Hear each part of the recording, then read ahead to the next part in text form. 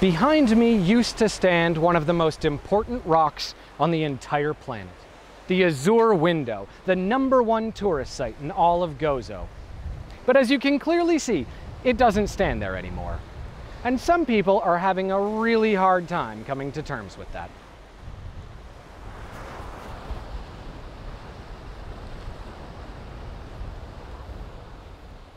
In March of 2017, the most popular and highest rated tourist attraction on the island of Gozo collapsed into the sea. It was a long time coming as well. Nature is nature, and after all, it was only rocks collapsing into the sea that originally made this thing in the first place. They called it the Azure Window, and it was a limestone pillar sticking up out of the Mediterranean with this flat table rock going across back to land. The arch that it made was lovely, but really the best part, I think, was that people were able to walk about 20 meters offshore and look back at the cliffs. In effect, it was a really beautiful place to be. Hundreds, if not thousands, of tourists per day streamed across its back. It drew more people than any other single location on the island. There are millions of photos of tourists posing with this rock. For the local people, the loss of the window hit more than just their wallets. This cliff was a part of the Maltese identity. Especially to the people of Gozo, this was like Notre Dame burning to dust. This was their one, universally known, internationally recognized landmark. Hollywood movies were filmed here. Game of Thrones was filmed here.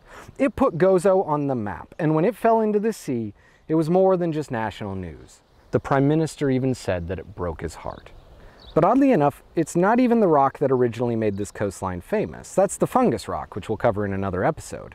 It isn't even actually the original Azure Window. The real Azure Window is the mouth of the cave nearby. It's a large enough crack in the wall that you can take a ship through it, but small enough that it still kind of feels adventurous to do so. The light as you exit that tunnel became known as the Azure Window, and a few generations later, when the cliff fell away nearby and created that arch, people just reapplied the name. But original or not, it was an incredible tourist draw. A beautiful, easy-to-obtain photo with enough nearby that you could waste a full afternoon. And the more tourists that came, the more it got pitched as the thing to see. Pretty much everyone who has ever come to this island has been to visit that window. So I want to look at what's happened since it collapsed, because to me, it says a lot about how we deal with loss. In my eyes, the collapse of the Azure Window is a bit like if the Louvre lost the Mona Lisa. Certainly, it's what everybody there is going to see, but is it really the best thing there?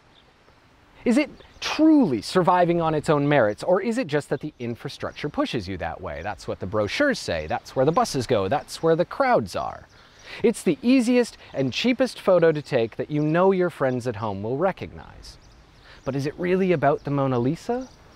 So naturally, after it collapsed, it took a while for people to catch on that it was no longer there. Even 2 years later, there are plenty of tour agencies promoting photos of the Azure Window. Virtually every website you read about Gozo recommends it. There are still tourists arriving here daily prepared to find something that simply doesn't exist. And what I find interesting is that a lot of them are leaving 1-star reviews. Which is a bit funny because there is no Azure Window to review. It's like attending a funeral only to complain about the deceased being dead. It just makes no sense. And what's more, if you were actually reviewing what was here, it's definitely better than 1 star. This is likely the best scuba diving in the entire Mediterranean. It is a wicked cool cave and absolutely gorgeous scenery. If this is your idea of a 1 star, never go to Moncton, New Brunswick. But of course, they're not actually reacting to what's there. They're reacting to what isn't. And not every reaction to loss is the same, of course. Some are less willing to accept defeat than others. They came here expecting an arch, and they're going to get one, even if it honestly wasn't even why they came in the first place. And it's not like an alternative isn't readily available. Since the dawn of the Azure Window, there's always been a second, equally impressive arch. It's just that people don't come here. It isn't part of the infrastructure. Even though it's a 15-minute drive from the now collapsed Azure Window, you'll only see a trickle of people arriving. Because this doesn't have anything for the kids. It doesn't have any way to spend the rest of the afternoon. It's just beautiful. And you'll find the people that are coming here are rarely coming here for the beauty. They're coming to fill a void. If there had never been an Azure Window, I suspect very few tourists would be coming here today. As beautiful as it is, people tend to go where they're told is beautiful. But once certain people were promised a window that didn't exist, they had to fill that void. And within 2 years, the Azure Window's replacement has gone from a handful of reviews to nearly 100. The trickle is starting, and chances are it will eventually become a flood. It's a bit like when my uncle's wife died and he married a woman who looked really similar and had the same name. There's clearly something deeper going on there. And the last group I want to focus on are those who refuse to accept the loss. They want to build a monument where the rock once stood, throw money at the problem and hope it will make it all okay again. They've suggested everything from building a metal-hulled museum to a projected hologram, returning the rock to its original place through either modern architecture or technology. Essentially the Tupac Shakur of sea arches. It'll never happen, of course, and even if it did, it wouldn't really please anybody. It's just a vocalization of sadness being presented as hope, another form of coping. If we grieve in stages, then let this be acceptance. The window is gone. Death will always be a part of life. But it will also always be a very bitter pill to swallow. When we're forced into a situation of loss, we all have our varying ways of dealing with it. Some get angry and lash out, others move on and try to fill the void with a surrogate they'll never truly love. Some simply refuse to accept it as final.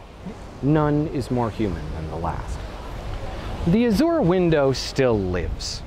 Sure, it hasn't existed in reality for over 2 years, but there are still thousands of tourists coming to see it every week.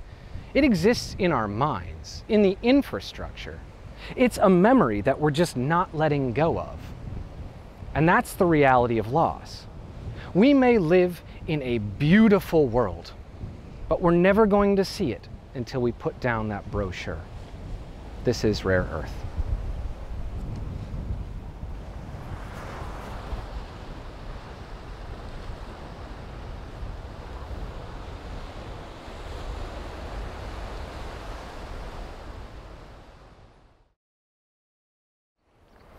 If I fall from here, I want you to tell my wife to marry someone worse.